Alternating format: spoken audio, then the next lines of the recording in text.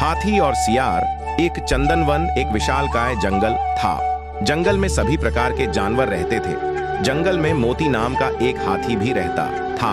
मोती हाथी का शरीर काफी बद्धा था। एक बार चंदनवन में दूसरे वन से घूमते घूमते एक सियार आया।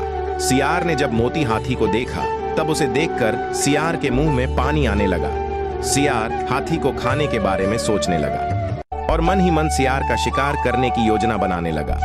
सियार सोचने लगा कि यह हाथी बहुत बड़ा है। अगर मैं इसका शिकार कर लूं, तब मुझे कई दिनों तक भोजन की तलाश में भटकना नहीं पड़ेगा।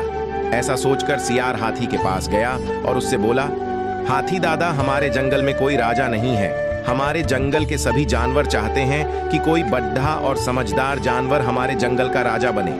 आप बड्ढे और समझदार दोनों हैं। क्या आप हमारे जंगल का राजा बनना पसंद करोगे? सियार की बात सुनकर हाथी खुश हो गया। उसने राजा बनने के लिए हाँ बोल दिया। इस पर सियार ने हाथी को अपने साथ चलने के लिए बोला।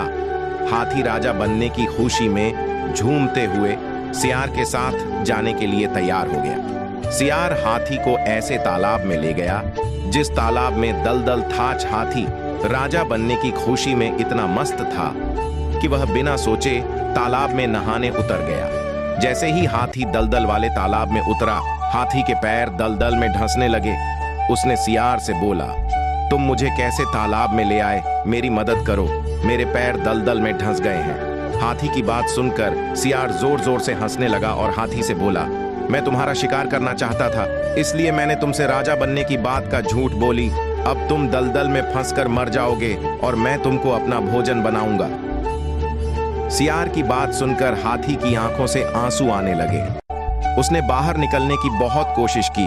बहुत बार सियार से बाहर निकालने की विनती की, लेकिन सियार ने उसकी कोई मदद नहीं की और हाथी कुछ देर के प्रयत्न के बाद मर गया।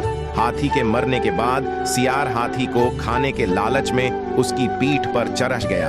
हाथी को खाने के लालच में सियार यह भूल गया कि वह भी हाथी के साथ दलदल में नीचे जाता जा रहा है और अंत में सियार भी हाथी के साथ धीरे धीरे दलदल में धंसकर मर गया।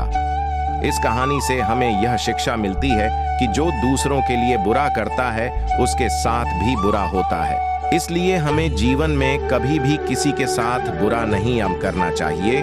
अगर हम किसी के लिए बुरा करते हैं तब हमें भी अपने साथ ऐसा होने के लिए तैयार रहना चाहिए, क्योंकि बुरे कर्म का फल हमेशा बुरा होता है। इसलिए किसी के साथ कभी बुरा ना करें। आपको हमारी ये कहानी कैसी लगी और आपने इससे क्या सीखा, हमें कमेंट करके जरूर बताएं।